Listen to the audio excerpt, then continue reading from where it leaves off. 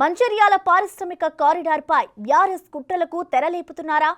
మరో లగచర్ల ఘటన రిపీట్ చేయడానికి గులాబీ నేతలు స్కెచ్ గీస్తున్నారా? జరుగుతున్న పరిణామాలతో దానికి అవుననే సమాధానం వస్తోంది. పారిశ్రామిక కారిడార్కు భూములు ఇవ్వకుండా రైతులను రెచ్చగొట్టే ప్రయత్నం చేశారంట గులాబీ నేతలు. అయితే ఉపాధినిచ్చే పారిశ్రామిక కారిడార్ కావాలంటున్న రైతులు బీఆర్ఎస్ నాయకులకు ఎదురు తిరిగారట. అయితే ఆ పార్టీ నేతలు కుట్రపూరిత చర్యలు మానుకోకపోవడంపై వివాదాస్పదమవుతోంది.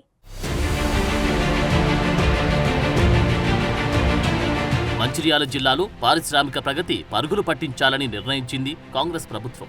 వేంపల్లి, ముల్కల గ్రామాల మధ్య పారిశ్రామిక కారిడార్ ఏర్పాటు చేయాలని అధికారులు ప్రణాళికలు సిద్ధం చేశారు. ఆ కారిడార్ కోసం భూములను సేకరించడానికి అధికారులు మంచిర్యాల ఎమ్మెల్యే ప్రేమ్ సాగర్ రావులు రైతులతో చర్చలు జరిపారు. భూములు కోల్పోయిన కుటుంబంలో ఒకరికి ఉద్యోగం, ఎకరాకు 13 లక్షల రూపాయల చొప్పున పరిహారం ఇస్తామని, అదేవిధంగా ఇందిరమ్మ ఇల్లు ఇస్తామని భరోసానిచ్చారు. దాంతో భూములు ఇవ్వడానికి రైతులు సిద్ధమయ్యారు. పారిశ్రామిక కారిడార్ కోసం భూములు ఇవ్వడానికి రైతులు సంతకాలు కూడా చేశారు.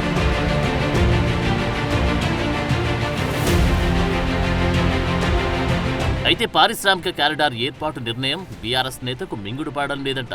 రైతులు భూములు ఇవ్వకుండా అడ్డుకోవడానికి బీఆర్ఎస్ కుట్రలకు తెరలేపిందంటున్నారు. పారిశ్రామిక కారిడార్ వద్దంటూ ఉద్యమాలు చేయాలని రైతులను రెచ్చగొట్టిందట. రెచ్చగొట్టడమే కాదు, బీఆర్ఎస్ మాజీ ఎమ్మెల్యే దివాకర్ రావు, మాజీ ఐపీఎస్ బీఆర్ఎస్ నేత ఆర్ఎస్ ప్రవీణ్ కుమార్ ఆయా గ్రామాల్లో పర్యటించారు. భూములు ఇవ్వొద్దని రైతులను లగచెర్లలా లడాయికి సిద్ధం కావాలని పిలుపునిస్తున్నారు. పేదల భూముల్లో కారిడార్ ఏర్పాటును వ్యతిరేకిస్తూ రెచ్చగొట్టి ప్రసంగాలు చేస్తున్నారు. ఇక్కడుండే బాధితులు ఎవరు? మాలలు, మాదిగలు, బీసీలు, వీళ్ళంతా రెక్కాడితే డొక్కాడని కుటుంబాల నుంచి వచ్చిన వాళ్ళు. ఇవాళ 295 ఎకరాలు మంచిర్యాల మున్సిపాలిటీలో భాగమైన మరి ఈ పోచంపాడు కానీ, వేంపల్లి కానీ, ముల్కలు కానీ మంచిర్యాల మున్సిపాలిటీలో భాగం కాబోతున్నాయి. ఒక్కొక్క ఎకరం కనీసం ₹1,00,00,000 ఉంటుంది. కనీసం ₹1,00,00,000 రాబోయే రోజుల్లో దీని రేటు పెరుగుతుంది. అయ్యా ప్రేమ్ సాగర్ రావు, నీకు ఒక్కనికే ఉండాలి నా చిరాన్ ఫోర్టు, నీకు ఒక్కనికే పవర్ ప్రాజెక్టులు ఉండాలనా, నీ ఒక్కనికే సివిల్ కన్స్ట్రక్షన్ కంపెనీలు ఉండాలనా? మా మాల బిడ్డలకు రావద్దా? మా మాదిగ బిడ్డలకు రావద్దా? బీసీ బిడ్డలకు రావద్దా? పేద బిడ్డలకు రావద్దా? మీ సతీష్ రావు, మీ అనుచరులైన సతీష్ రావు, సంజీవ్ రావుకే ఉండాలనా అంత ఆస్తి? అంతా మీ ఇండస్ట్రియల్ పార్క్ ఏదో వాళ్ళ భూములలో పెట్టు కదా, ఒక్కొక్కరికి 50 ఎకరాలు ఉన్నది. ఇప్పుడు నువ్వు పద్మనాయక కళ్యాణ మండపంలో ఏమీ నోటీసులు లేకుండా, కలెక్టరేట్లో ఏమాత్రం ప్రొసీడింగ్స్ లేకుండా సీక్రెట్గా పద్మనాయక కళ్యాణ మండపంలో అధికారులను పిలిపించి మీటింగ్ పెట్టాల్సిన అవసరం ఏమున్నది? నువ్వు ఏం తప్పు చెబుతా రాయాల, నేను ఇక్కడనే ఉంటా. అందుకొరకే నేను మళ్ళీ చెప్తున్నా, కాంగ్రెస్ ప్రభుత్వం ఘోరంగా మాఫియా ప్రభుత్వం. ఇలా పేద ప్రజల నోటికాడ కూడి తీసే ప్రభుత్వం. 4th సిటీ అని చెప్పేసి అక్కడ నాశనం చేస్తున్నారు. లగచెర్లలో ఫార్మా సిటీ అని చెప్పేసి అక్కడ నాశనం చేస్తున్నారు.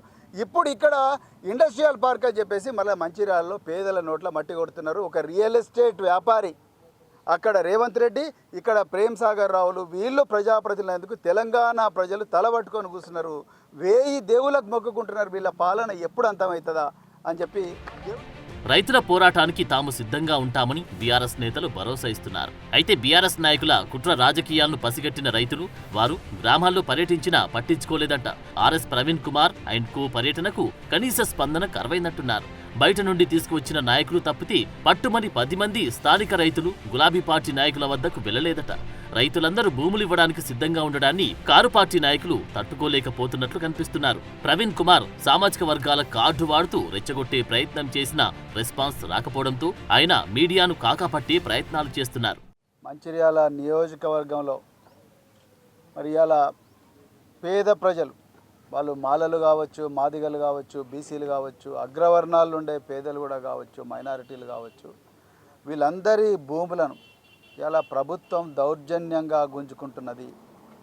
వాళ్ళ ప్రభుత్వం అనేది ఒక రియల్ ఎస్టేట్ కంపెనీగా మారింది అని చెప్పి వాళ్ళ తరతరాలుగా వాళ్ళ తల్లిదండ్రుల నుండి ఈరోజు వరకు వారసత్వంగా వచ్చిన భూమి, పెద్దలు దివాకర్ రావు గారు ఎమ్మెల్యేగా ఉన్నప్పుడు మరి ప్రభుత్వ పాలసీ ప్రకారం ఇచ్చిన భూమి ఏదైతే ఉందో ఆ భూమిని దౌర్జన్యంగా ఇవాళ ఇప్పుడు స్థానిక ఎమ్మెల్యే ప్రేమ్ సాగర్ రావు నాయకత్వంలో గుంజుకుంటున్నారు అని మరి పార్టీకి ఇన్ఫర్మేషన్ వచ్చిన వెంటనే, మిత్రులారా, తెలంగాణలో రేవంత్ రెడ్డి దౌర్జన్యం ఎంత ఉన్నదో అంతకన్నా 10 రెట్ల దౌర్జన్యం ఇవాళ ఇక్కడ మంచిర్యాలలో ప్రేమ్ సాగర్ రావు దౌర్జన్యం ఉన్నది.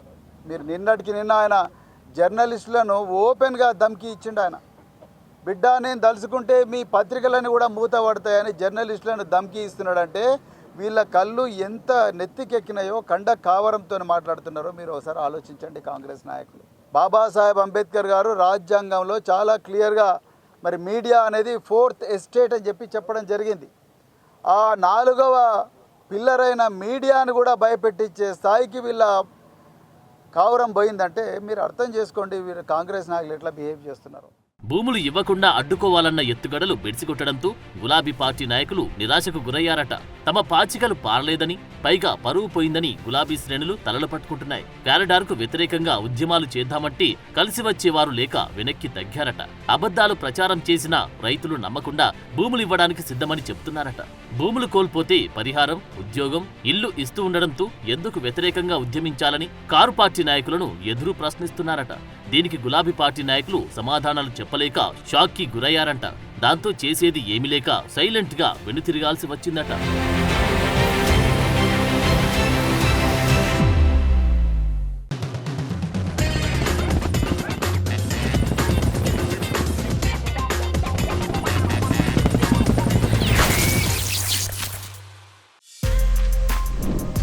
For more videos like this, subscribe Big TV channel.